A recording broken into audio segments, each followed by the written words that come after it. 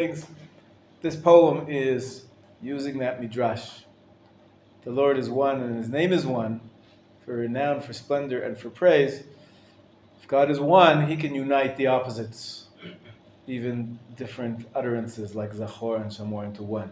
Okay, you ready to start?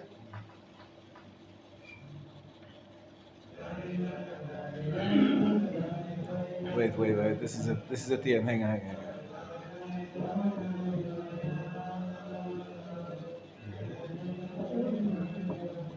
That's the end. Now we're going to start over again. Okay, from the beginning. We're going to start with Shamor v'Zachor. Okay, ready? Hang on. Let's do it again. Oh, no, wrong one. Excuse me. There's another tune here. Hang on. I sent it to you, right? Yes.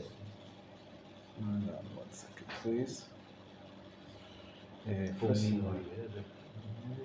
That's a different tune.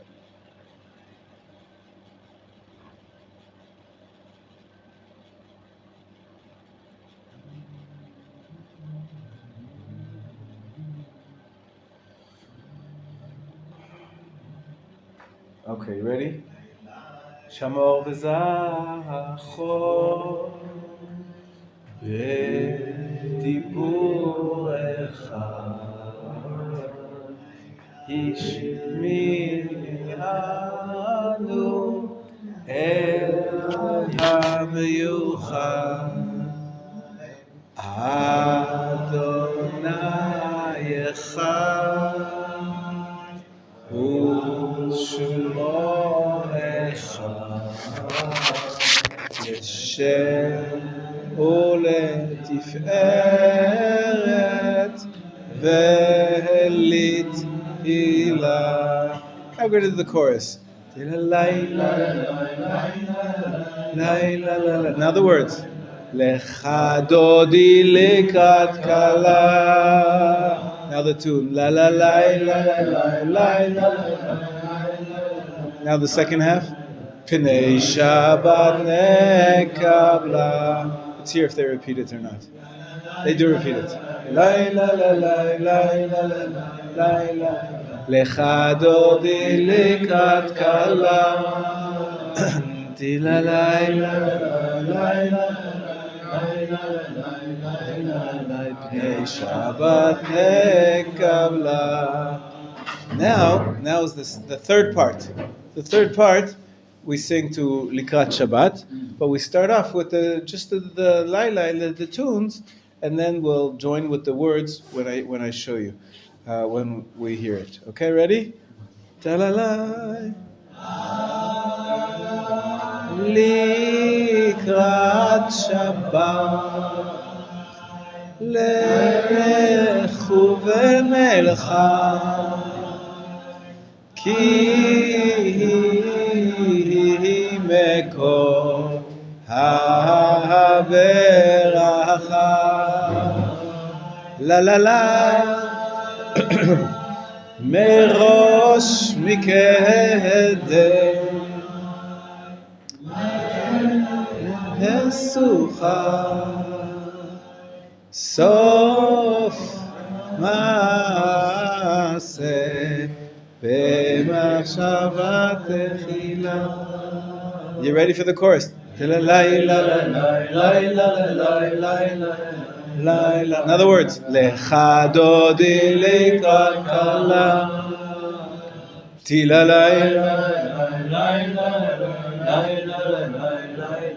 Pnei Shabbat nekabla. I think they do it twice. Let's hear.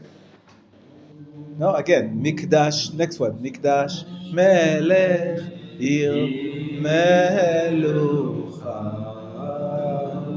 Kumi mitoch ha'hafecha. 7 lines from the bottom of the page. Rav lach shevet be'emek ha'bacha ve'hu yachamol alayich. Now the chorus. Tila laila laila laila laila Chadodi Tila laila laila laila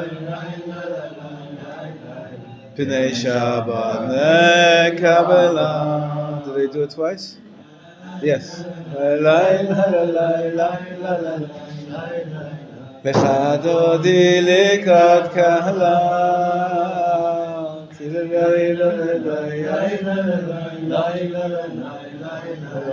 Pnei Shabbat nekabela. Now the high part. Da la la. Last paragraph. Hitna'ari me'afar kumi livshei bigdei tihartech ami telala har yad ben Yishai ben halachli korva el nafshi ge'ala tila laila laila laila laila laila chadodi likrat kala tila laila laila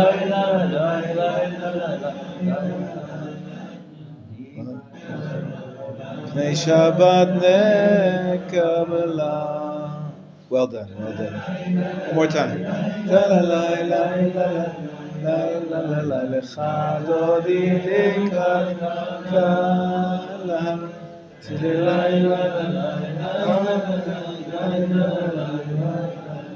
Pnei Shabbat nekabela. Of course, this is an honor that it's our last class before Shabbat, and we're getting ready for Shabbat. This is a tune often sung to the Chadodi, comes from the Breslov tradition, and it's good for you to be prepared. It's quite commonly used in our parts, so now you see how it works.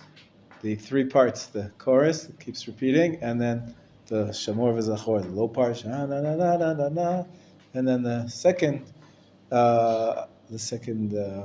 verse, Shabbat, right, and so on and so forth. Okay, yafeh. I think getting ready for Shabbat is it's exciting. I know it's hard to believe that the week is almost over, but Baruch Hashem, we're looking forward to a nice Shabbat. Okay, we're going to go back and continue with the laws of Purim. I will just say one thing about the Parsha as we open our books. The books of Zmanim from Pnei Halacha. We're in chapter 15, is it? 16? Which one are we in? 16.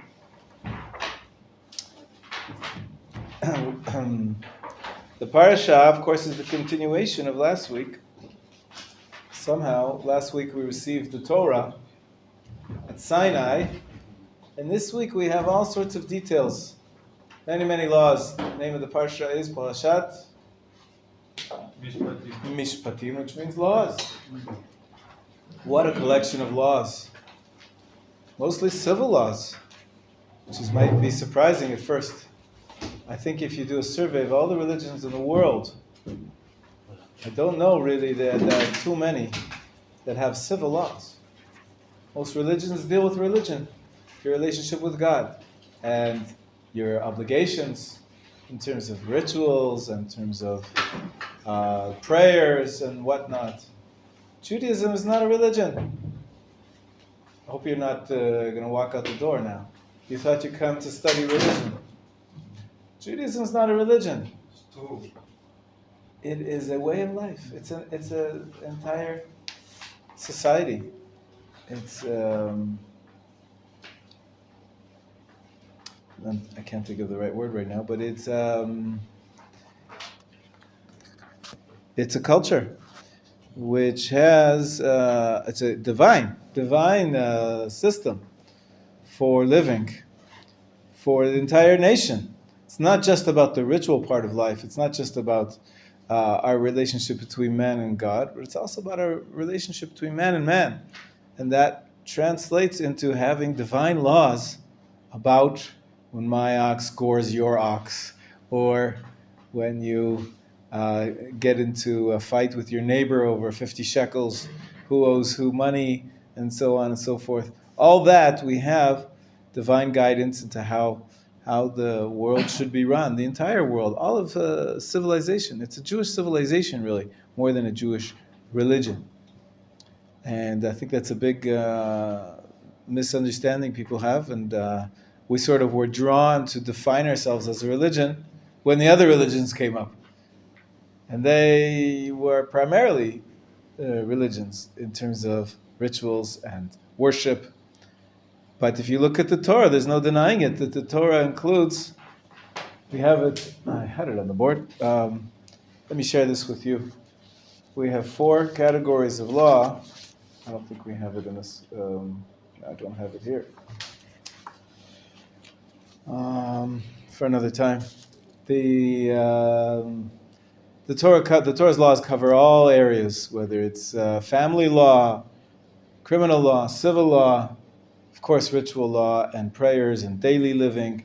So it's really an all-encompassing what we're trying to create.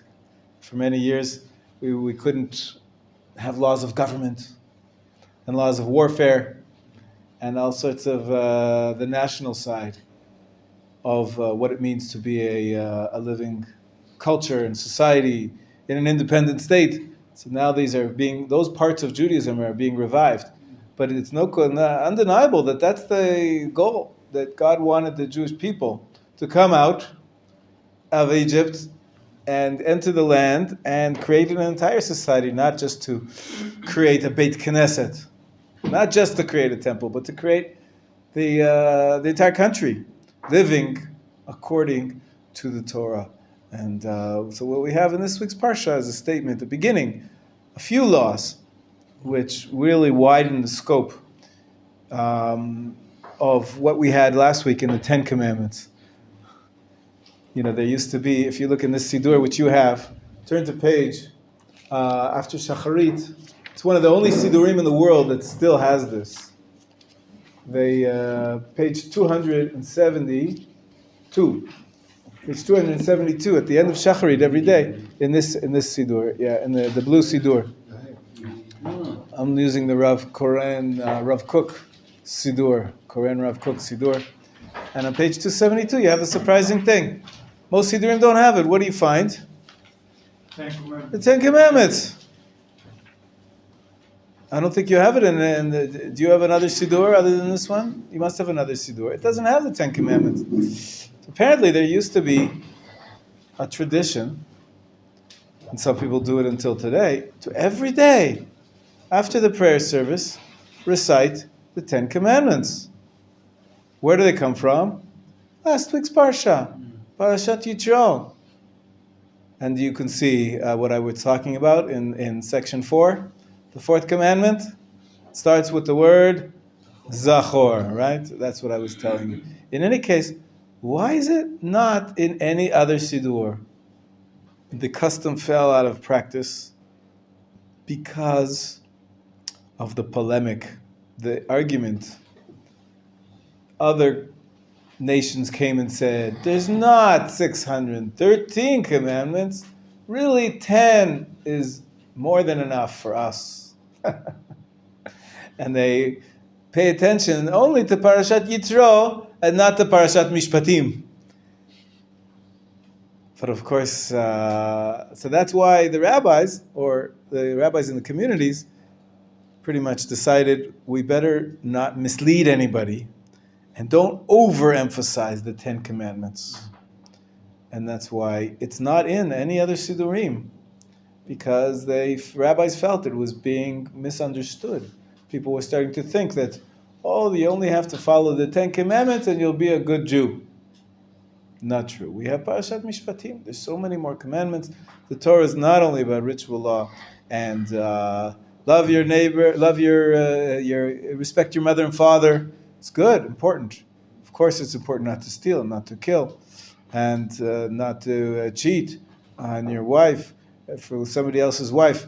But there's many, many other laws in many areas, and that starts to get the details in our parsha, in Parshat Mishpatim. Okay, so that's a little bit of an insight for what's going on after we came from the Ten Commandments last week. All of a sudden, we're reading like a different book. This book there's almost no narrative. It's just law after law after law. If this happens, do this. If that happens, do that. The Torah turned into a law book, into a law codex. And of course, the name Torah means instruction. It's actually maybe even more fitting to have the Torah look like this parsha than it did with all those stories that we had up till now in the book of Bereshit about Avram, Yitzchak, Yaakov. It's very nice stories. But why is that called Torah? Torah means instruction. We weren't giving you any instruction. Of course, we understand that the lives of our forefathers are very instructive, but not explicitly. And this week we finally get to the heavy duty instruction of the legal sides of this covenant with God, which we entered last week in Mount Sinai. All right, Beseder? Hananel, you wanted to ask a question? No, the Ten Commandment was divided into two parts, right? How do you say, Hank? 5 is for man to man, and then 5 is for men to Hashem.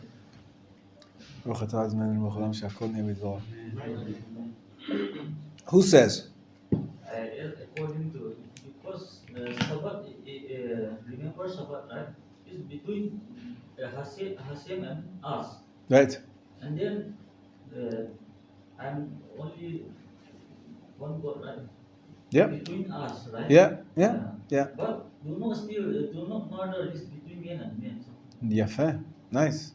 That's a nice interpretation.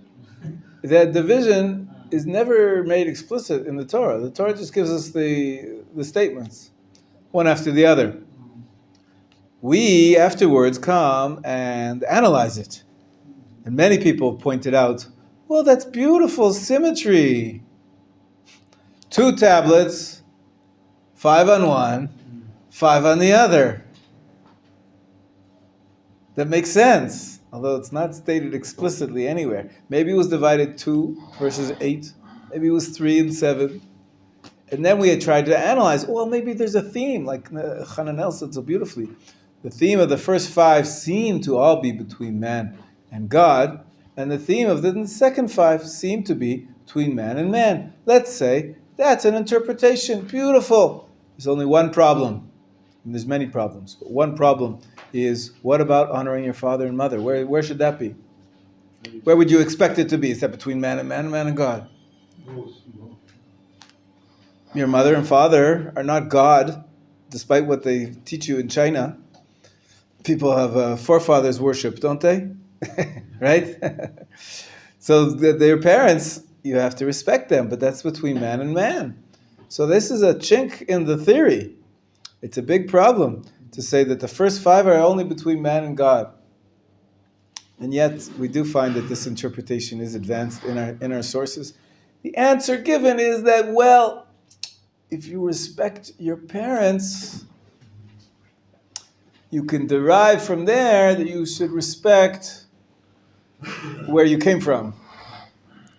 Where did you come from? Your parents. And where did their parents? Where did their parents? It all came from Hashem. So you can connect the dots all the way back, and you can learn about respecting Hashem, even from respecting your parents. But it's a little bit forced, in my opinion. Anyways.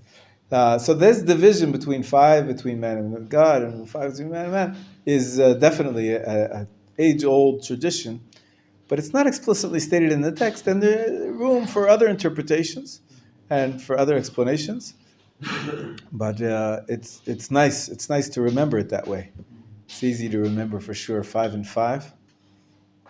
Anyways, that was about the Ten Commandments. Let's move on. Let's move on back to the laws of Purim. Open up to page 354, please. It's chapter 16, section 10.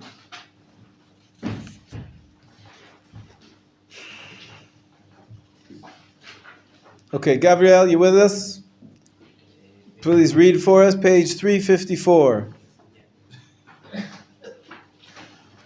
You have to share. Yes. Whoever has one in their room, please bring it back.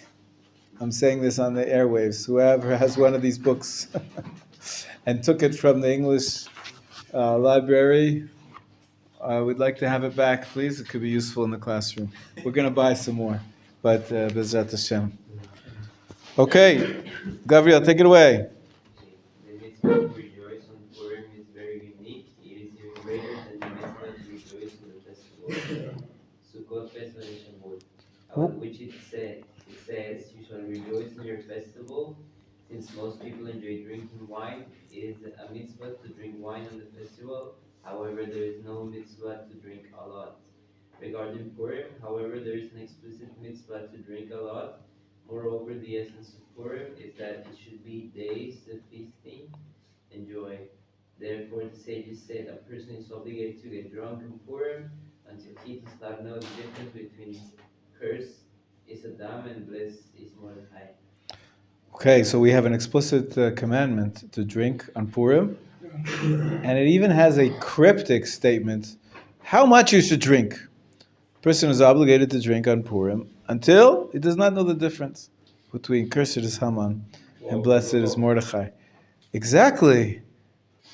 To not know the difference between cursed is Haman and blessed is Mordechai, you'd have to drink. 24 beer. Yeah, lots and lots of. But nobody said anything about beer. Wine. Wine is 13.5%, not 6%. So only one case of wine, not 2 cases of beer. In any case, this is the statement in the Talmud. It's strange, but let's see what Ram Melamed explains. He says, "Go ahead, Gabriel. There are many opinions." There are many opinions regarding the parameters of this mitzvah, and they can be divided into 2 main categories. Some take the words of the sages literally, meaning that one must get so drunk that he actually cannot differentiate between curses Adam and blessed Mordechai. Haman, yeah. Curses Haman and blessed Mordechai. That is, he should reach a state of simple joy in which there is no distinction between different levels. In the eyes of one who has reached such a state, curses Haman is the same as blessed Mordechai. Since everything is good and everything is for the good, this is the nature of young people. They cannot perceive details. Everything seems the same to them. However, if one knows that he is liable to do prohibited or disgusting things while he is in a state of drunkenness, he must refrain from reaching such a state. Rather, he should drink heavily until he falls asleep as a result. And while he sleeps, he will not be able to differentiate between curses Haman and blesses Mordechai. Okay, so even the opinion which takes this statement literally, that you must get drunk. How drunk? We found 2 opinions. Some people actually try to get drunk so that they can't distinguish between good and evil. Everything seems good. And at the end, he says, what a trick. When you're sleeping, you can't distinguish between anything. So all you have to do is drink a little more than usual. Go to sleep. When you have a nap, you're fulfilling this mitzvah of not knowing. On Purim, you have to have a nap, according to this interpretation. Drink a little more than usual and have a nap. And then you fulfill the mitzvah of not knowing the difference. When you sleep, you don't know anything. That's all one direction. Continue, Gabriel, with the other interpretation. You don't even have to try to find a way in which you have no knowledge. What's the second way? Others maintain. Others maintain that the mitzvah is to drink more than usual until one becomes tipsy, but one should not become so drunk that he is liable to act unbecomingly. The reasoning behind this viewpoint is that the halakha does not follow the Talmudic opinion that one must drink until he does not know. Alternatively, we accept that opinion but we interpret it to mean that one should drink until he cannot pronounce his words properly, and when he has to repeat the phrase "Curse Haman and bless Mordecai" several times, he will occasionally stumble. So according to the second interpretation, you don't really have to get so drunk. That word, you must get so drunk until you can't tell between cursed is Haman and blessed is Mordecai. One interpretation says there was a poem, a very famous poem that started with the words cursed is Haman and blessed is Mordecai, and they would sing this poem out of joy. And sometimes when you're singing and you're happy, you mix up the words. That's all they meant. You just have to get mixed up a little bit. Not just you have to be totally, not knowing the difference between good and evil. That's, as Eitan said, that would, for most people, that would mean a lot of alcohol. It even could be dangerous. So the second approach says the words are not to be taken literally. All it means is just to be a little bit tipsy, not to be unknowing good and evil. In practice, what does he say, Gabriel? Finish it off. In practice, each person must choose for himself the way that will best allow him to drink and rejoice for the sake of heaven. Since people's natures are different from one another, there are varying opinions as how one should drink and rejoice. Okay, why? Why is there such a strange commandment to drink so much wine on Purim?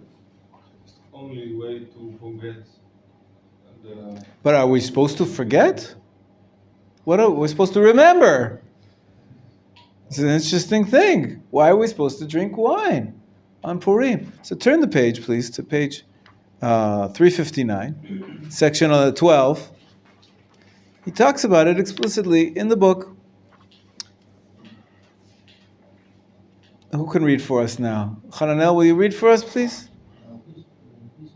Section 12. It's page 359. It is reasonable to ask. The meaning of Mitzvah of drinking, right? Yeah. It is reasonable to ask both in Tanakh and rabbinic literature. It is made clear that the drunkenness is disgraceful and liable to bring one to sin. Why then are we commanded to get drunk on Purim? The reason is that all the miracles that God performed for the Jews or people on Purim had pen fruit wine. Vasti was removed from her brain at the one page, and Esther took her place. Haman dismissed demise for it a wine case as well. We must therefore conclude that although drunkenness is generally disgraceful, one cannot ignore its positive aspects. Top wine, the simple word is made manifest and uncommon strength, material happiness, filled with strength and vitality is expressed. Throughout the year, the disrespectful and rowdiness that is associated with drunkenness overshadow is positive aspect, and thus drunkenness causes many problems. However, when we drink and rejoice over God's salvation in commemoration of the miracle He performed through drinking, the positive aspect of drinking are expressed. Okay, so his first point is, well, the miracle happens with drinking. Drinking usually is not good, but it can be used to bring about miracles. We have to appreciate drinking as well, and it can be used to show the positive aspects of joy, which you reach when you're drunk. It's an exception. That's the first answer. However, it continues to go on and go to a deeper level. Maybe there's something actually deeply meaningful about the experience of being drunk, Let's go ahead. Israel, could you read for us? There's a deeper reason as well.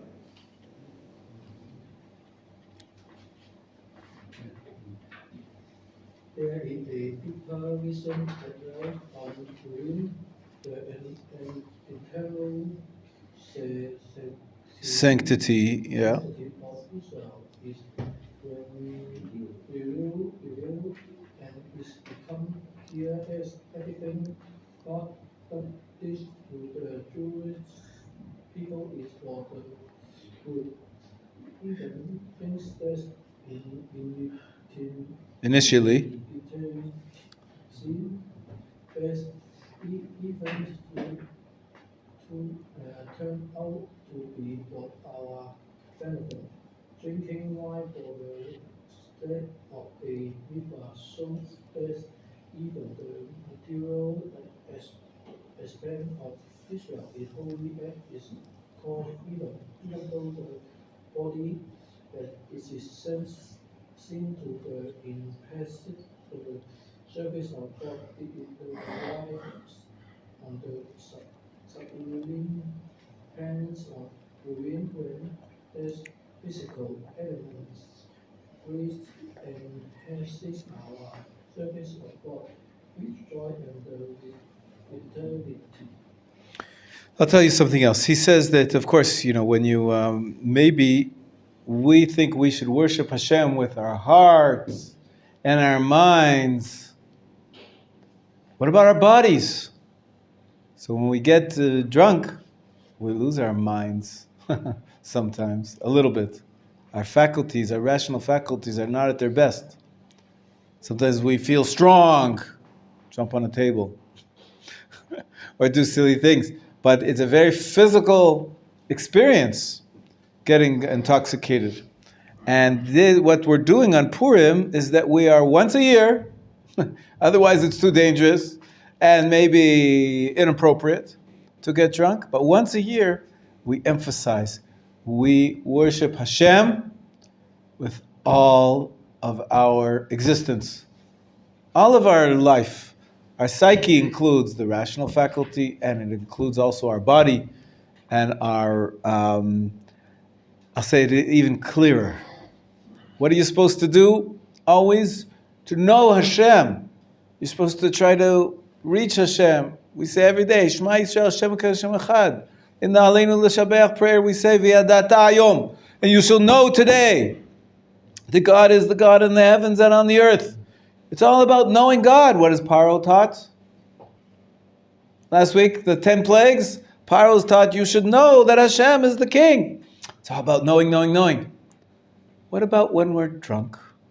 We don't know anything. We can't know between even who is Haman and who is Mordechai.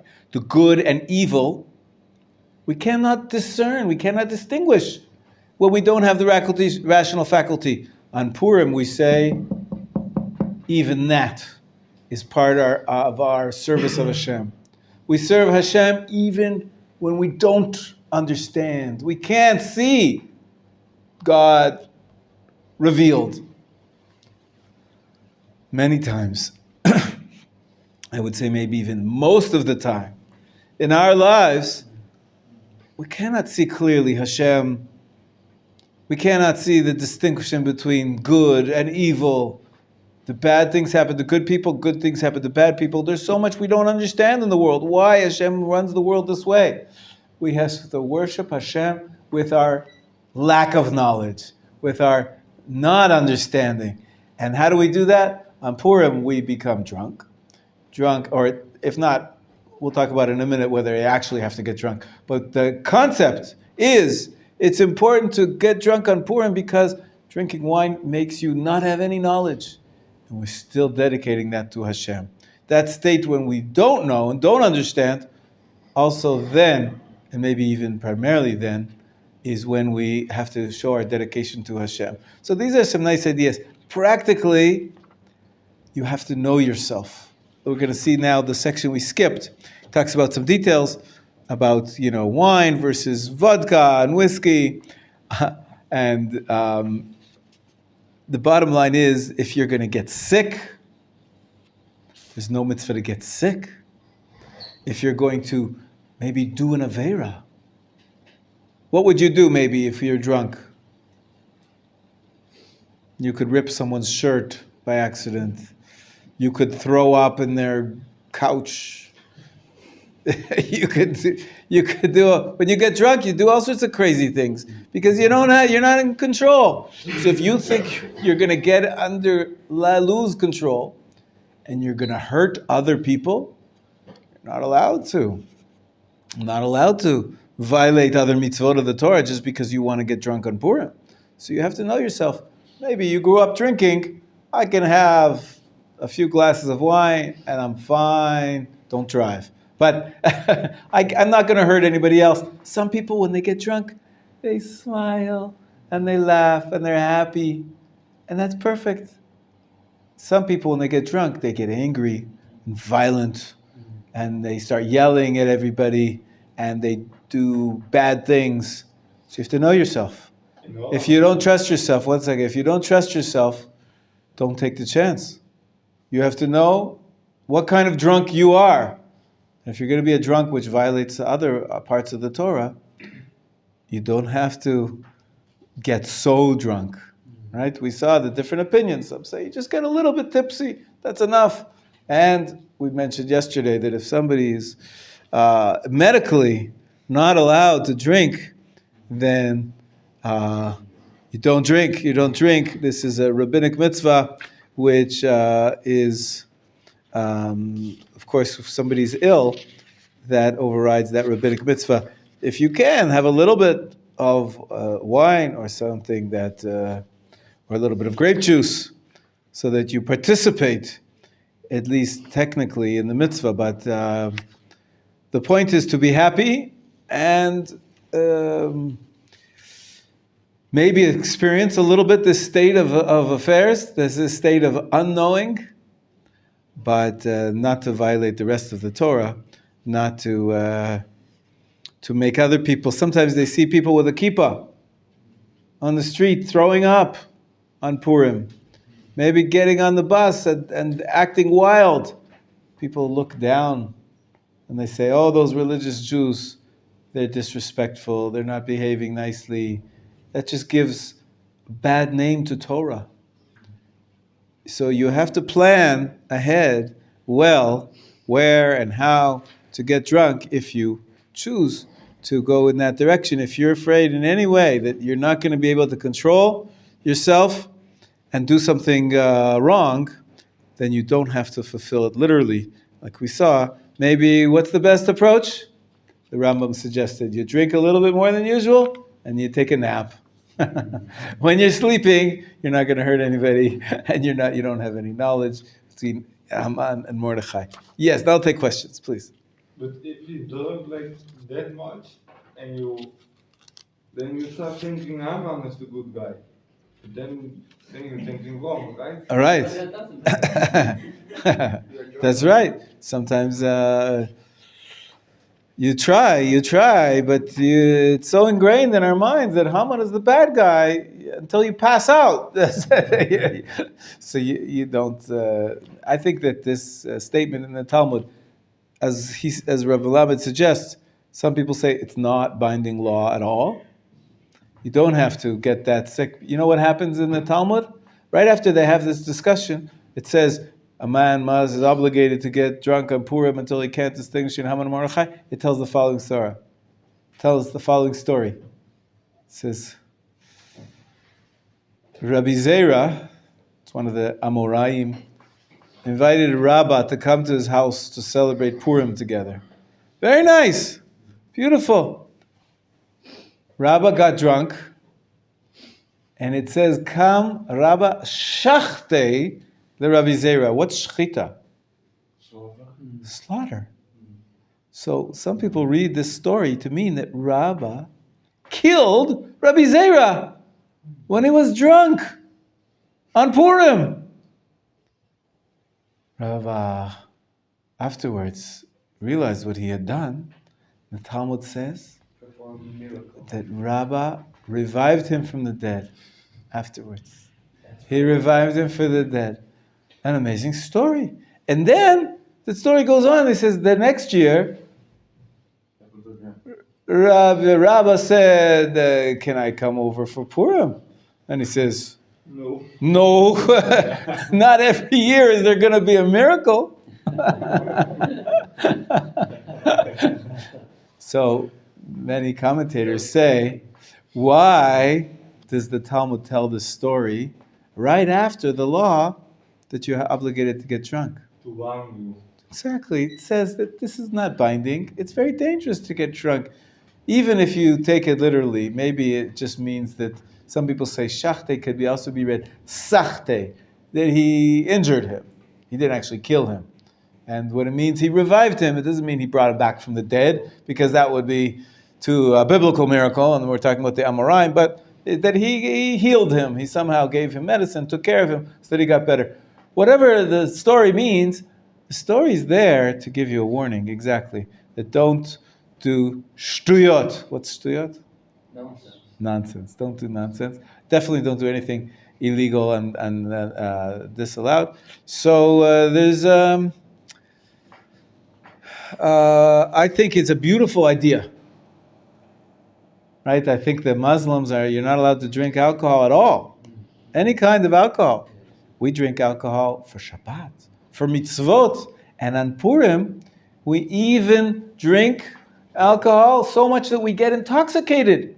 The idea is, like we were saying about the Parsha, the Torah tries to elevate all of life to worship of Hashem. Even part of human culture, which is getting drunk, can be elevated into the service of Hashem with the caveat that you have to know yourself if you are capable of drinking and getting that drunk and being a good drunk or being a bad drunk. You don't want to be the bad drunk. Okay, other questions about this? Other questions about this? Okay. I want to say one more thing. Sorry, go ahead, Pinchas. Every year,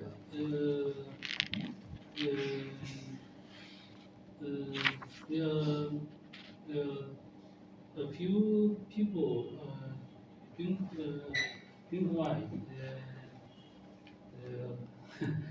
They cause many problems to others. Many people don't like the Purim festival. When the Purim come, they go out from the Dati label. I understand. Yes, I think I said that. I agree with you. It could really look bad, the way some people behave on Purim, and it's not right. Those people, their rabbi should tell them to drink responsibly. If they're going to drink on Purim, more than the usual, that's the mitzvah. But if you know that you're going to do nonsense that's going to make people disgusted, then you shouldn't be drinking so much. Have a little bit more than usual and go to sleep. Have a nap. There's many other ways to fulfill this mitzvah. You don't have to get sick in public. I agree with you. It could be very bad. It could be very bad. It could also be very beautiful, though. I don't want, not, some people really like it.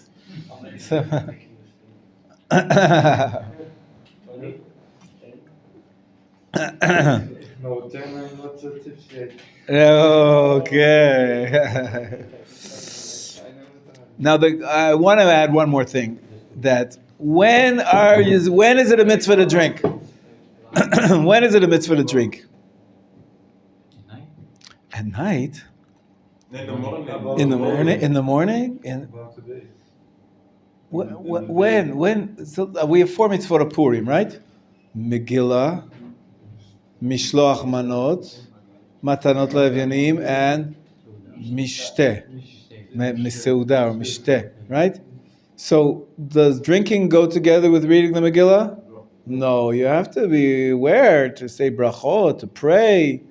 Also, that's important. If you get so drunk that you're not able to pray, that's not good. So, and if you're drunk, you're not allowed to pray. There's levels of drunk. We'll talk about it maybe. But drinking doesn't go together with reading the Megillah. Mishlach manot, also not. Maybe you have to be friendly. It's nicer to be friendly when you're sober. And giving gifts to the poor, you should be sober. So really the mitzvah to drink is associated with the Seudah, the fourth mitzvah of Purim.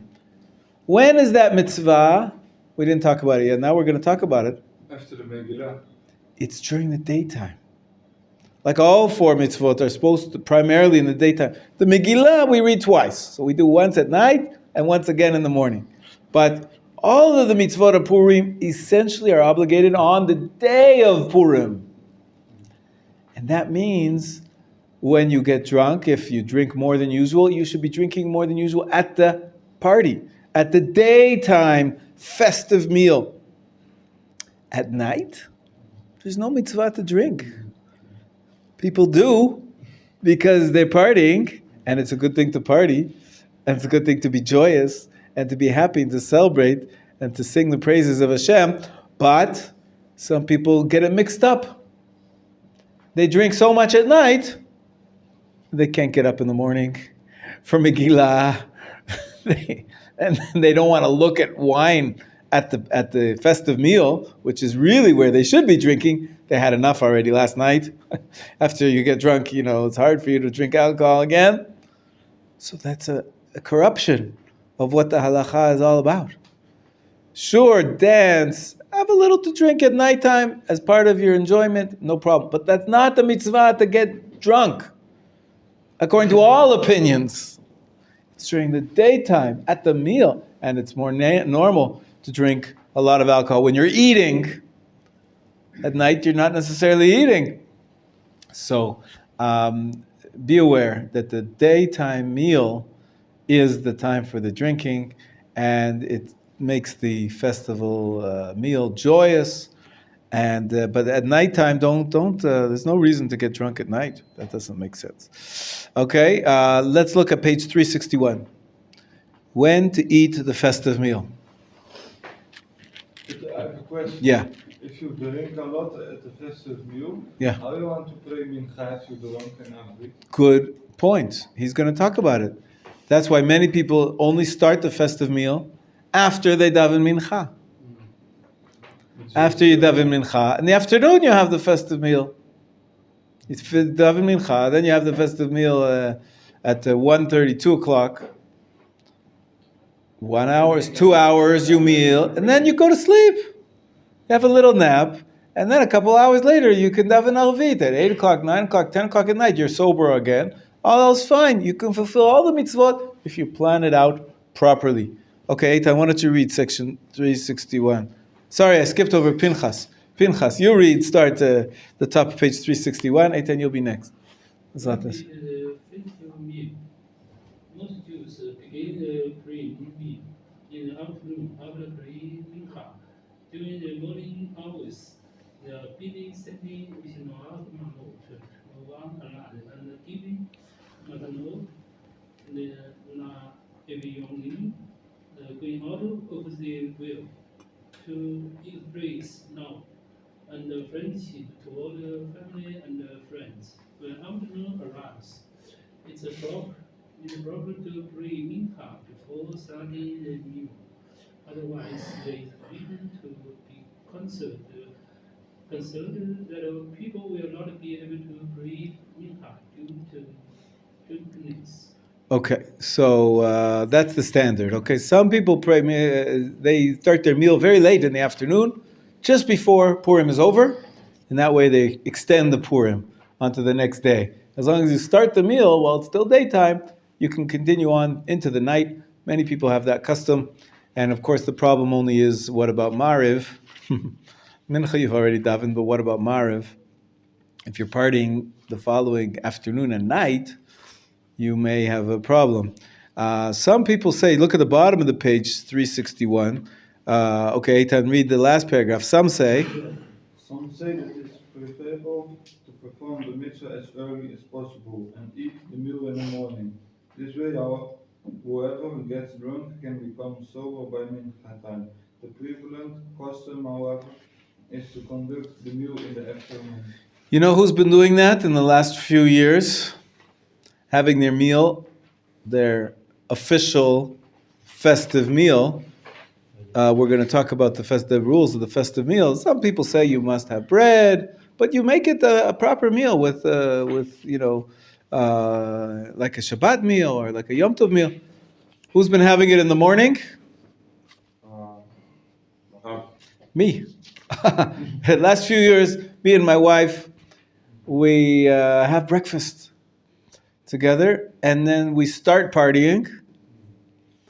And throughout the day, we continue to party. People come over, we go to them, and we basically give very few.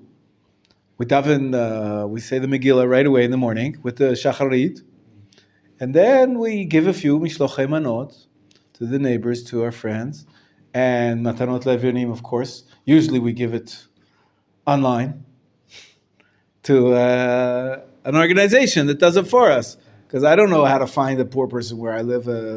Nobody lives on the street where I live. So I give it to an organization. They take care of it for me. And then I'm done. I have only the meal to do. So shouldn't you do the mitzvah as soon as possible? So we have a nice breakfast. And we eat a lot of food. And we have a little drink. And then we continue to study Torah. And welcome guests. And be friendly to other people throughout the day. And then we're done. Maybe I'll take a nap. And then I could daven mincha, mariv, the rest of the day is fine. But it depends. Some years we do the standard, which is you push off the meal till the afternoon, daven mincha first, and you party in the afternoon towards evening, and then eventually you sober up so you can daven mariv. But sometimes that stops me from joining you on your Purim. Do you remember? We said that I have a Purim on a different day than you. I don't live in Jerusalem. My Purim is on the 14th of Adar. The problem is that I want to join you for your Purim. There's a big party at night, Purim night. After reading the Megillah, there's a big meal and a big party, dancing till hours of the night. It's a lot of fun, and I would love to join you, but sometimes I'm still drunk. I can't join you. I can't drive back in. Sometimes I'm too tired. So we'll see. I don't know. Every year I struggle. I struggle with this. But for you, your Purim starts only on the next night, the night of the 15th. Yeah. But I don't understand something not clear. Your Shushan Purim is after the day. Shushan Purim is the 15th. The 15th is called Shushan Purim. So that today we should call it Jerusalem Purim. But it's based on the city Shushan in the Megillah, the walled city Shushan, yeah. But people inside Jerusalem, they don't have on the 14th Purim. No, they don't have Purim on the 14th. But if I go on the 14th to my home, I have Purim at my home. Yep. And then on the 15th I go to here, and then I have Purim here. Exactly. Well, we're going to talk about all those details now in chapter 17. I just want to finish up one thing. He mentions here the custom of wearing costumes on page 365. And of course, the kids love it. They're always putting on costumes. But even adults, if you look at the bottom, page 365, most poskim, however, maintain a man may not dress up as a woman, or a woman may not dress up as a man. It's a Torah commandment. But above the paragraph above that, on page 365, the custom of many great pious individuals in Germany was to dress up, even men wearing women's clothing and women's wearing men's clothing. And he says, Purim, the rules are relaxed. Now this is a very strange concept, but you should be aware that some rabbis are more flexible, more lenient about the rules for the sake of this custom of dressing up on Purim. But you should ask your rabbi if you have a specific costume that you want to wear. Now we get to the final chapter that we've all been waiting for. We're so lucky to be discussing this law. For 1,500 years, Jews had no recourse to this law, or very little. because didn't live in Jerusalem. Finally, and people couldn't travel. Nowadays, you can move. Like Eitan says, I can get on a bus, go from Jerusalem to Otniel, and back 10 times.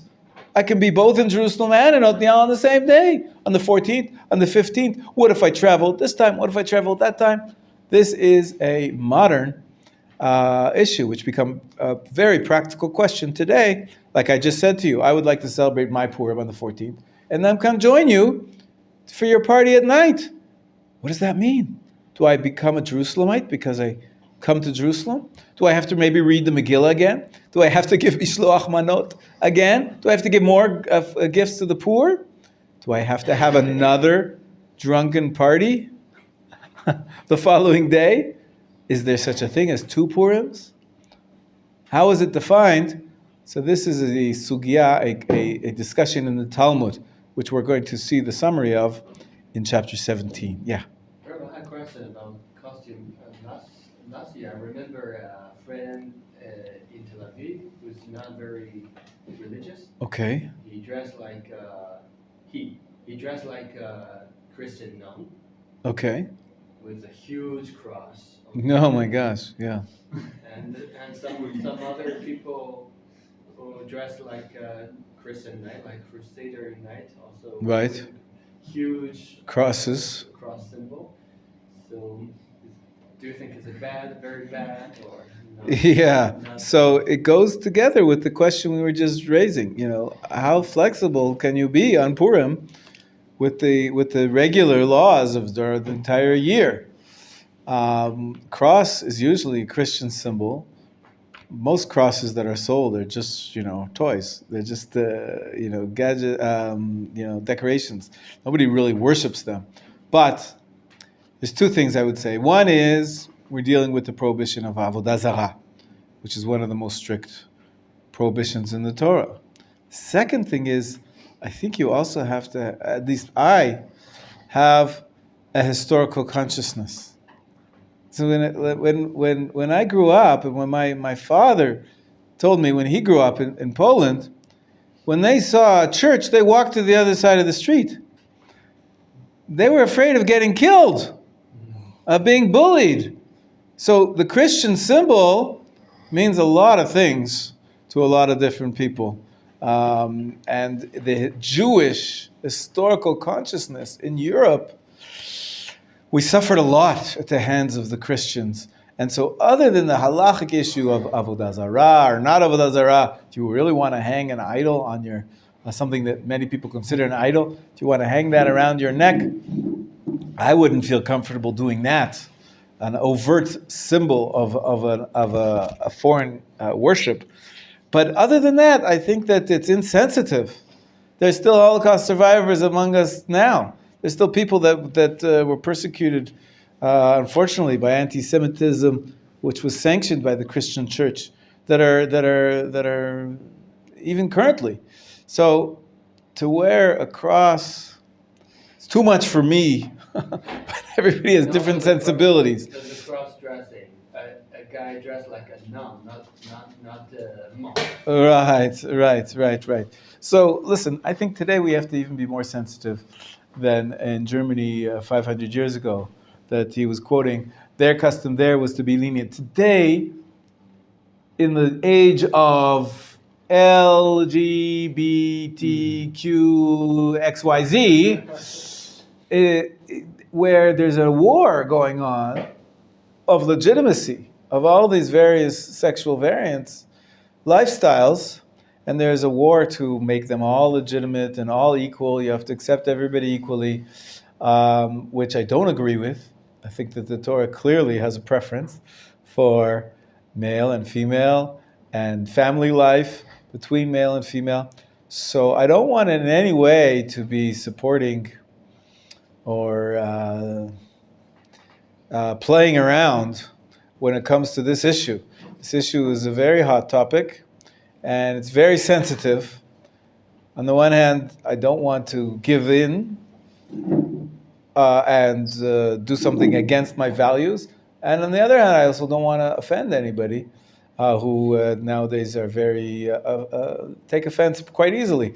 So you can't say anything about this LGBTQ whatever, as a transsexual. If you dress up as a woman, maybe people will think you're actually being a transsexual, and they'll come over to you saying, "Kol hakavod, you're doing the right thing for coming out of the closet." Who knows? Who knows what they're going to say? Today, the world is gone crazy when it comes to sexual identity, and so I'm not a big fan of playing on that borderline when it comes to Purim. Just like I'm not a fan of playing on the borderline when it comes to Christianity either. There's plenty of costumes. I was speaking to somebody yesterday. He says, "I'm looking for a pistol." What did he call it? A flint pistol. Special type of pistol the pirates would have. You know, the kinds where you pour in the powder and... He's thinking about his Purim costume already. He wants to be a pirate. That's fine to be a pirate. It's not offending anybody.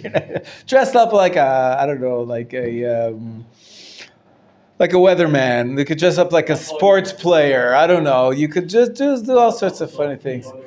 I have in my house many costumes. Every year I'm the same thing. It's not really a costume. I have my hockey uniform. I used to play hockey. So I have many jerseys. I can give you some. Anybody want? I have 6 or 7 hockey jerseys. I saw you with the tatuage. You had the sleeve? I had a sleeve with a tattoo on, that's right. What was it? Hell Angel? Yeah, something like that. Something like Rabbi, you can have a gemach for that. A gamach for costumes, no problem. I'm making a gamach. I hereby declare, whoever wants a hockey jersey, just tell me, I'll bring it in for you. You also have a mask? I do, of course. I've got the whole equipment. I've got gloves and pads and everything. Yeah, sure. Yeah, and of course a hockey stick also. many hockey sticks as well. So that's my default costume, is to go with the hockey player. But sometimes I get more creative. Yeah, sometimes I get more creative. Like you saw last year, I was kind of a punk of some sort, with a tattoo on my hand. Your wife was like a dinosaur, yeah? Yeah, she had a dinosaur suit. So you came over last year. No, I didn't come. I was living in Iratika. Oh, so you just saw pictures or what? Yeah, pictures Oh, of several events. But you won't have it this year? I don't know. Rav Listman doesn't like it. I take guys on the 14th to my house, because then they don't party hard enough at night. He wants everybody to party hard on the night of the 15th here, which makes sense, so I don't know. We'll see. Whoever wants to visit, of course, my door is open, and you're welcome. Happy to have you, and we'll have a drink together. We'll have a l'chaim. I'll give you something to eat. A hockey shirt, sure. Remember Etan, 24 years. Okay. Actually, it'll be your Purim. You live in Otniel. So we have to talk about, when is your Purim? Is it the 14th or the 15th? Somebody who lives in Jerusalem, works in Jerusalem, stays in Jerusalem. There's no question.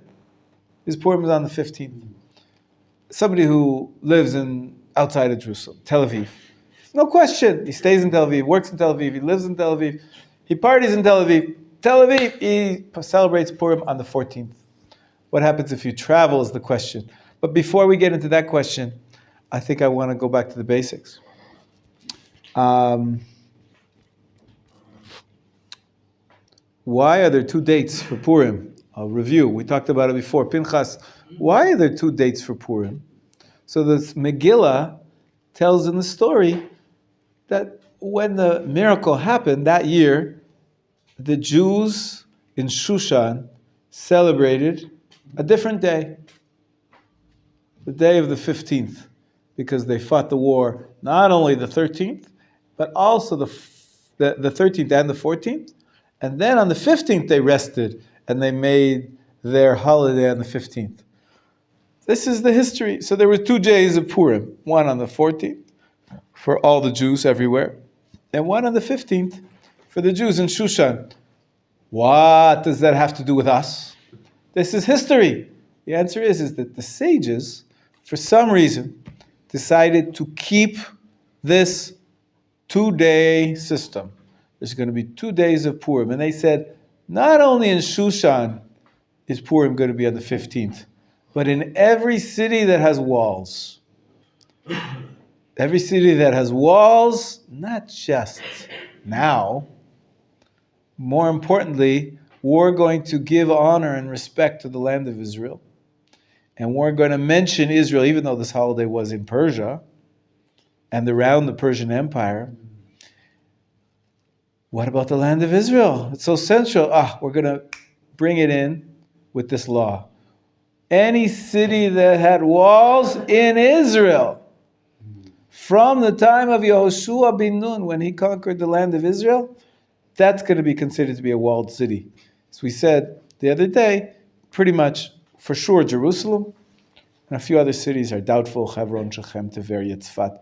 They're doubtful. And we're not sure whether they should celebrate on the 14th or the 15th. But in order to give honor to the land of Israel, they decided that every city that has walls, from the time of the conquering of Israel by Yehoshua, has to celebrate Purim on a different date. Okay? All right, Pinchas, is that clear? So we have 2 dates for Purim. It's from the Megillah, and the sages explained that until today, any city that had walls in the time of the conquering, of the first conquering, has to celebrate Purim on the day of the 15th. But the war was actually 1 day and 2 days in the city. Correct. Exactly.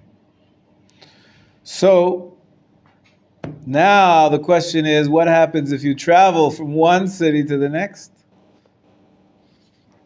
So let's take a look at chapter 17. Let's look at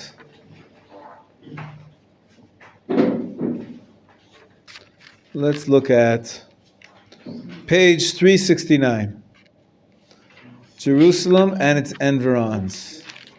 This is a very short summary of a very complicated discussion.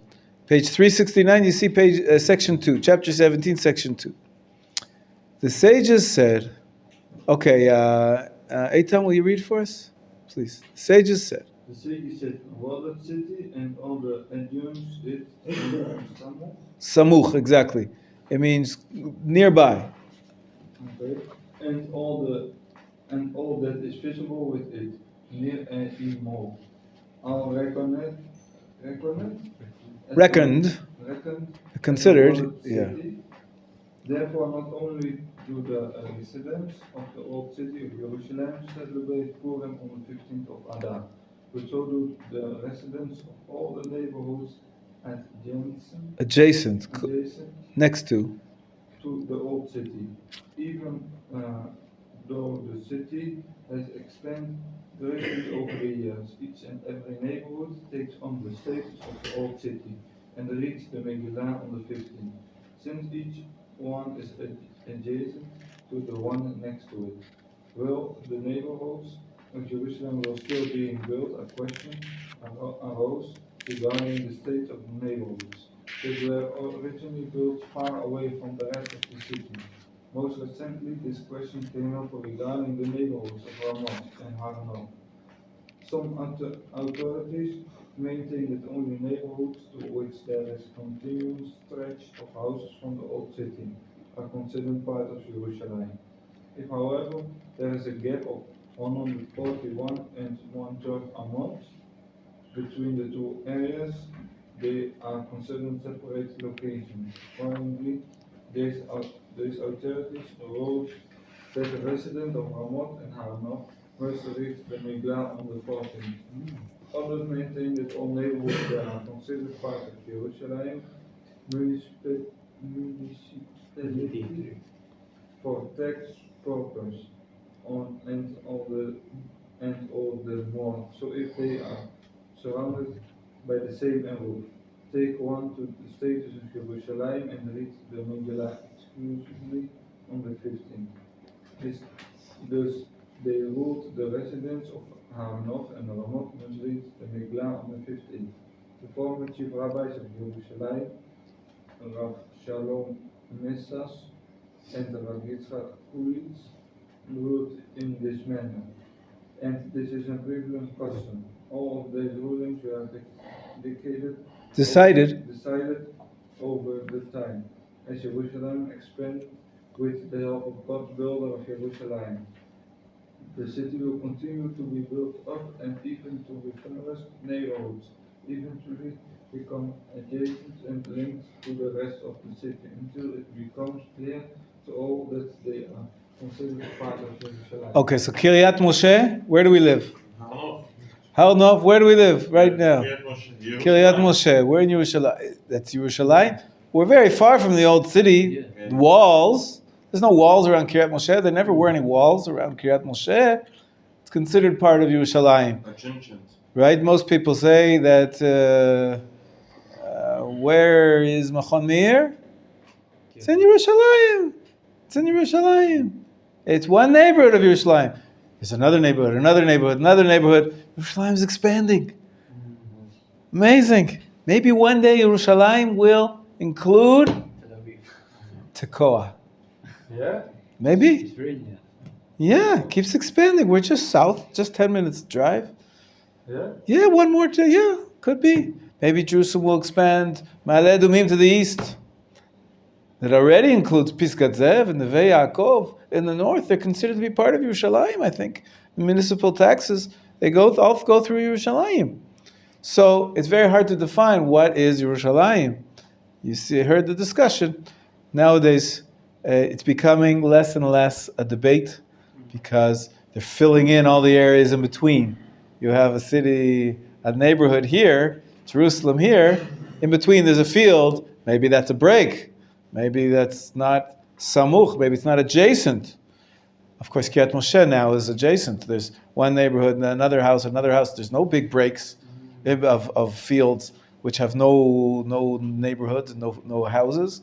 And so it's pretty clear that Kiryat Moshe is considered to be part of Jerusalem. In Ramot, there are still some people, I think, who read the Megillah twice, morning 4 times. Also on the 14th and also on the 15th. But for the most part, all of the areas of Jerusalem are considered Jerusalem, and they celebrate Purim on the 15th. Now what happens if you travel? Turn to page 375. About what's between Jerusalem and Jerusalem? English versus Hebrew. In Hebrew, we call it Jerusalem. Yerushalayim in Hebrew, Yeah. Jerusalem in English. English. Yeah, that's it. Yeah. When I told them, I have told them Jerusalem. Yerushalayim is Hebrew. If you're speaking Hebrew, you say Yerushalayim. If you're speaking English, you say Jerusalem. No problem. I get confused. Right. We all get confused sometimes. Okay. Yeah. Har Nof is very near also, isn't it? Close to Kiryat Moshe. Yeah. But in between Kiryat Moshe and Har Nof, there's a big, long area which now you have a street which has stores on it. We spoke about it, Osher Ad and Rami Levi and all that. But there's no houses there. Nobody lives there. The street? No, he's talking about Har Nof. Yeah. Har Nof is that way. Givat Shaul is that way. But the shops, Rami Levi, where's that? There's 2 stores. I'll show you. I'll draw you a map. Not very yes. I'll draw you a map. Okay, here's Machon Meir. Yes. Okay? You are here. Okay, you come out of Machon Meir, and there's a circle, right? Okay. You can go straight in the circle, and you get to a main road. This is called, down here, the majority of the street is called Kanfei Nesharim, which means the wings of eagles. It's from last week's Parsha. And over here, the same street is called Rav Tzvi Yehuda, because this is where Merkaz Harav is. Merkaz, the Rav Kook Yeshiva, was over here. So they called this part of the street Rav Kook Street. Rav Tzvi Yehuda was the name of the second Rav Kook, Rav Tzvi Yehuda Kook Street. Okay, so, but it's the same street. Most of it is called Kanfei Nesharim. Now, if you continue over here, in the first circle, you don't go straight, but you turn left.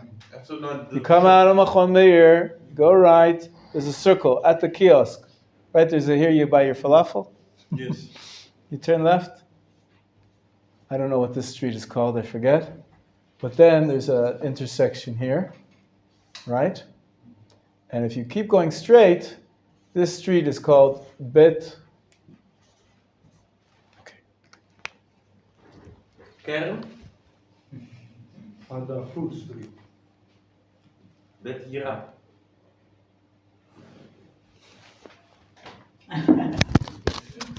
Bad catch. This is called Beit HaDefus. Which means the house of printing. The printing street. I think there must have been some kind of a printer on the street. And as the street goes around and up and back, in parallel to Kanfei Nesharim. There's two parallel streets. The Beit HaDefus and Kanfei Nesharim are parallel. They both go on for a long, long time until finally, at the end of the streets, there's another neighborhood called the Har Nof. So here is Kiryat Moshe. And then you have this long, about a 10-minute walk, 15-minute walk. So you have here stores. But nobody lives in this whole area here. There's no houses. That's the forest. There's no neighborhoods. There. And there's a forest over forest. here, Jerusalem forest, right? Right. There's no houses there. So the question was about Har Nof. Is it an extension of Kiryat Moshe? Is it connected? Is it part of Jerusalem? Is it adjacent? Right next to it? It's not. So this was a debate for a But while. what is Givat Shaul? Givat Shaul is over here. Givat Shaul is after another street to in this direction is Givat Shaul. That's the neighborhood over here. And then you have Baal. That's adjacent though. That's right next to Kiryat Moshe. And then you have Baal Hashitlut. She'iltot, yes. That's There's like- many streets here. But I thought Givat Shaul was like the main name from all the places there. But it's only just one. No. This area is Givat Shaul. This area is Kiryat Moshe. There's But two the map neighborhoods. says this is Givat Shaul, where is no only shops. I guess. You have the Yesh and the Yesh and the on the way and the out. In Kanfei Nesharim. There's only shops, Ken. Yeah, so Buildings. I guess they say that Givat Shaul extends this way. And so it's a nice big neighborhood like that. And it includes those stores, those shops, although there's lots of alleys here. So whatever you call it, the point is Har Nof adjacent? Not really. So this is the debate. Today most people say that it's considered part of Jerusalem, they pay taxes to Jerusalem, and there's actually a little bit of housing being built. Can't remember now. There's apartment buildings where there's offices. Maybe an office is considered like a house. Somebody sleeps there overnight. I don't know. But you understand now the question about Har Nof. But these are our neighborhoods. Kiryat Moshe, Givat Shaul, and Har Nof in our neighborhood. Is that helpful? Yeah. Okay. You should know where you are. Okay. But Yeah. the person of Har Nof, when you have to do the We just read that there's a debate. It's Most people read it on the 15th. The primary day is Purim of Yerushalayim because it's part of Yerushalayim. Some people are machmir, they're stringent, and they'll read the Megillah also on the 14th at night and then in the daytime, probably without a bracha, but they will read it just in case, that they're not considered part of Yerushalayim. But why a roof is not good enough? So they roof, I also... Already private domain, why is it still not? Yeah, because, so that's a good question. Some rabbis say that an Eruv is good enough. And that's why it's considered part of Jerusalem, because of the Eruv. The Eruv is encompassing it all as part of one big private domain. So for sure, it's part of Jerusalem. Others say that the Eruv is not kosher if this is a big break in between where no houses are. There's actually a separate private Eruv, which is made for people who walk in between Kiryat Moshe and Har Nof. So there's a big Eruv around Har Nof, and there's an Eruv around Kiryat Moshe, and in between they made an Eruv just on this street. Just on this street. So it includes the houses, the stores, and the office buildings, but you can't you can't carry into the forest, and you can't carry in between on this street because it's not part of the Eruv. They made a special small Eruv just to connect, because a lot of people want to walk between these two neighborhoods on Shabbat, and they think to make one Eruv over the entire thing, that's not kosher. So there's a debate about that Eruv. So they have a separate, smaller Eruv, which includes only the areas where there's no fields, right? In this strip, there's no fields. Yeah. The university, Mm-hmm. that side, that area is called.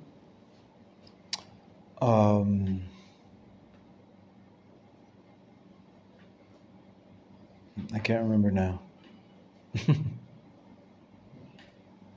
I'm blanking. I don't know. Sorry. Tov, what happens if you travel?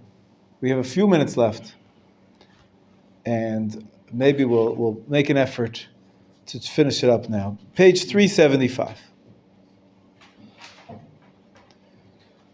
Okay, Stephen, you're on. The bottom, page 375, section 4 of chapter 17. Traveling between walled and unwalled city. Since Purim is celebrated in unwalled city on the 14th and in the walled city today only in Jerusalem on the 15th, many questions arise regarding one who travels from unwalled city to Jerusalem or vice versa. When should a person observe the holiday of Purim? The general rule is that a person's obligation is determined by his location on the day of Purim, not by his permanent residence throughout the year, because one who stays in an unwalled city for even one day is nonetheless considered a resident of an unwalled city with respect to the law of Purim. The determining moment is Alot Hashaka, dawn, on the 14th for unwalled city and on the 15th for walled city, because that is when the obligation of the daytime Megillah reading begins. A resident.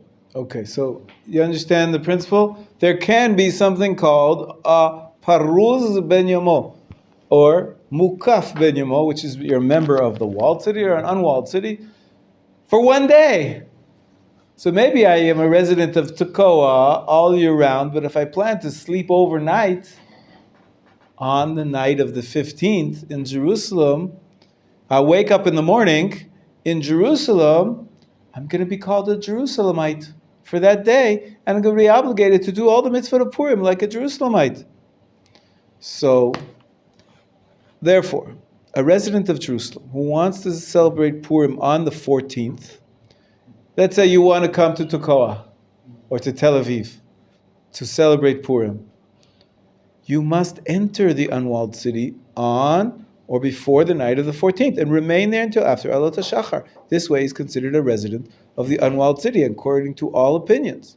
Then, even if he returns to Jerusalem early in the morning, before managing to read the Megillah, he remains obligated to read the Megillah on that day, the 14th, even if he happens to be in Jerusalem. In such a case, he should appoint someone who's staying in an unwalled city to be his shaliach and to give matanot le'evyonim and mishloach manot on his behalf. If, on the other hand, the resident of Jerusalem enters an unwalled city on the night of the 14th with intention to return to Jerusalem before Alot HaShachar, the daybreak of the 14th, or if he first enters the unwalled city after Alot HaShachar of the 14th, and he returns later on to Jerusalem, he is still considered a resident of Jerusalem because the determining time is Alot HaShachar on the 14th.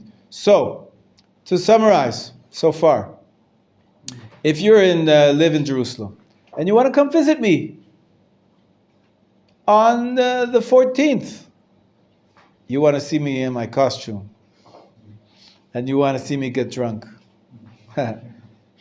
you can visit me. Travel, take a bus from Jerusalem to Tekoa.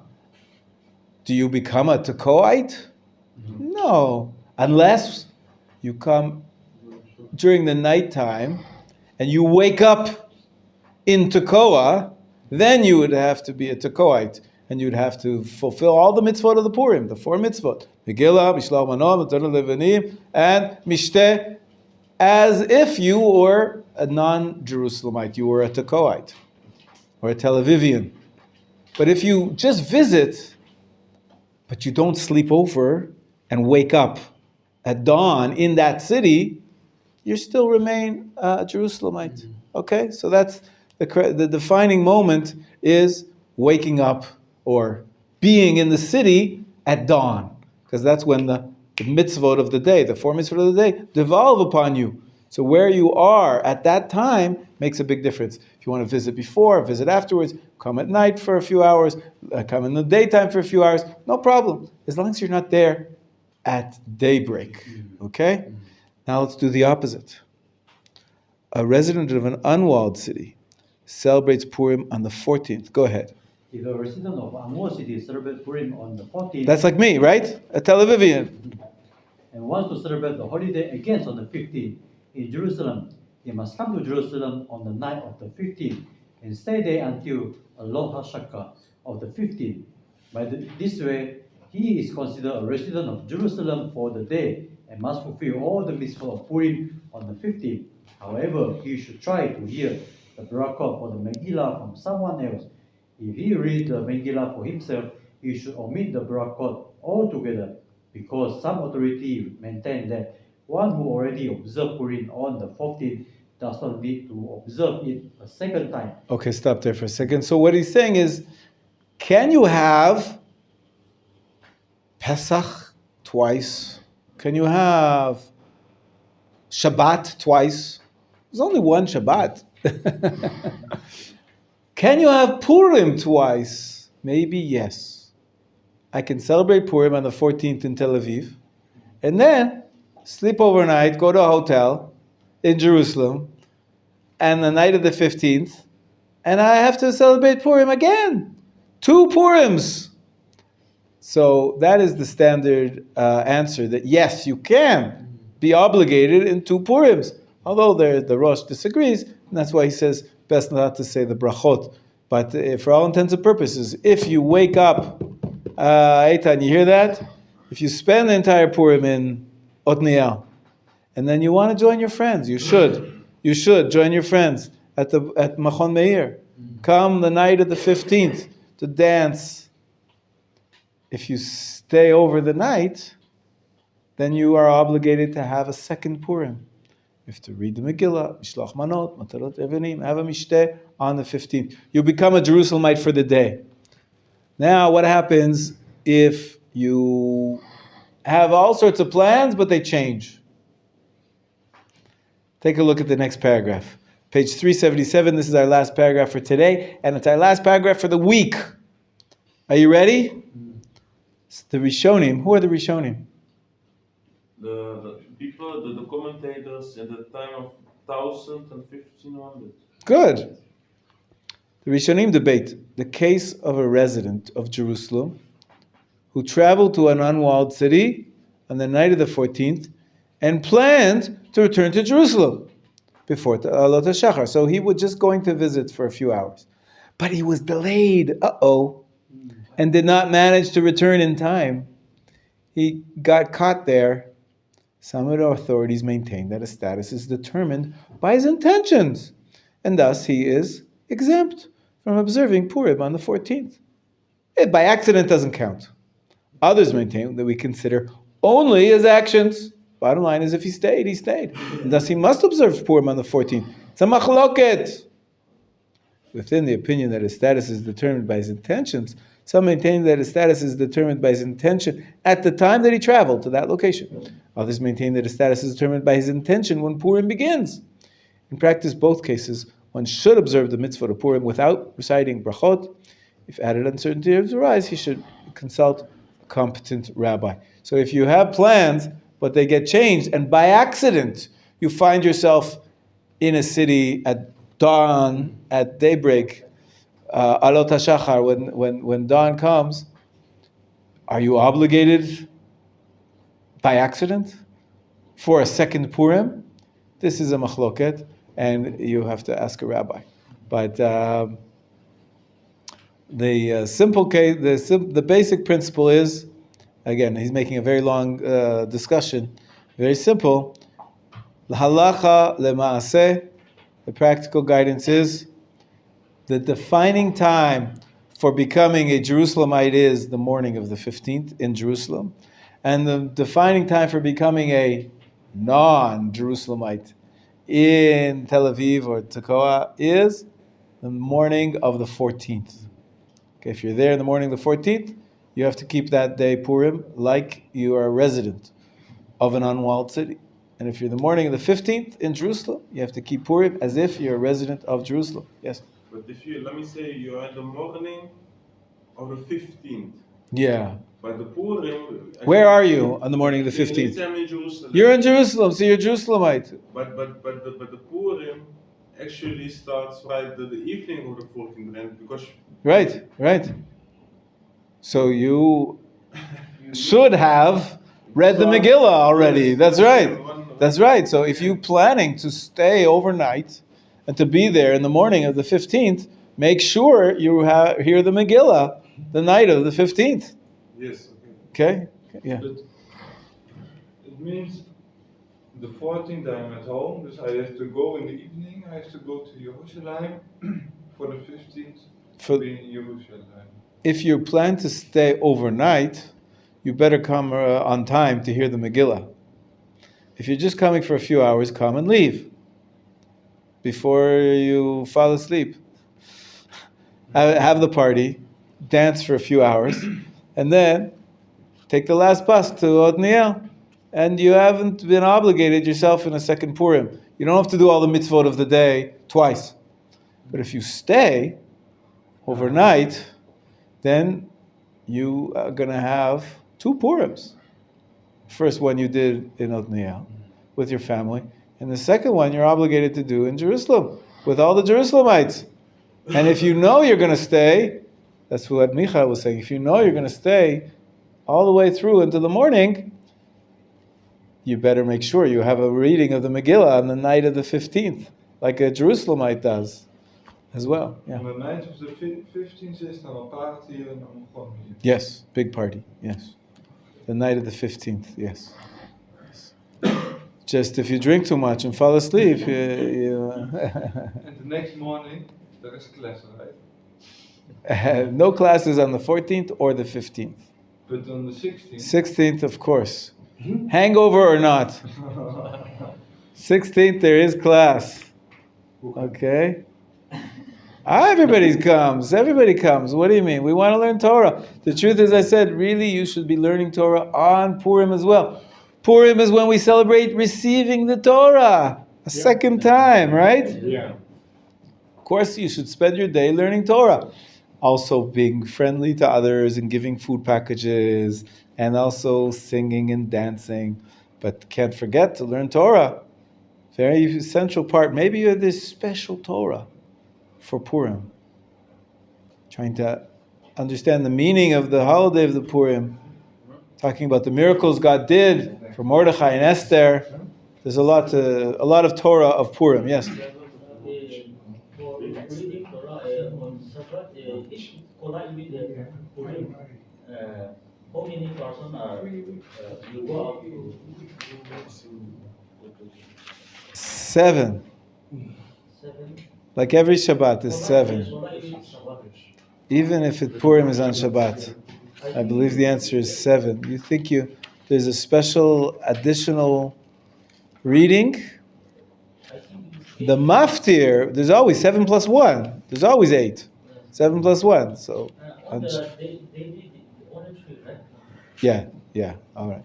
Anyways, I wanted to finish with the following idea. There is something called, what I was saying before, is that you should study Torah on Purim and talk about the meaning of Purim. Sometimes that's called Torat Purim, the Torah of Purim, the Torah, the meaning, the instruction, what we learn about Purim. We talked about a little bit the meaning of getting drunk and worshiping Hashem in a particular way, analyzing the book of Esther. But there's another type of Torah. Are you ready? It's called Not Torah Purim, but Purim Torah. Purim Torah. Purim Torah. Get lipstick from learning Torah? It means the same thing, but it usually refers to joking Torah. Joking Torah. Torah which is not for real. It's just part of the celebration. We make jokes through Torah insights, which are really jokes. There are a lot of joking around on Purim. And you're allowed to make yes. If it's part of the joy, part of the celebration, if your head is filled with Torah all week long, so that when you make jokes, the jokes will be full of Torah too. It's a very ancient tradition to say funny, joking Torah on Purim. All right, so Purim Torah and Torat Purim. The Torah of Purim is serious Torah, explaining the meaning, the laws, the discussions of the texts and the customs. But there's also Purim Torah. Purim Torah, which is joking Torah. Bezrat Hashem. It's a lot of fun. We'll have fun. Next week, Bezrat Hashem, we're going to begin the laws of Pesach. Yes. We're going to start with. We're going to start already. That's it. We saw the main issues we have to talk about before Purim, even before Rosh Chodesh started. This will give us a month to talk about the laws of Pesach. Bezrat Hashem. Okay? All right.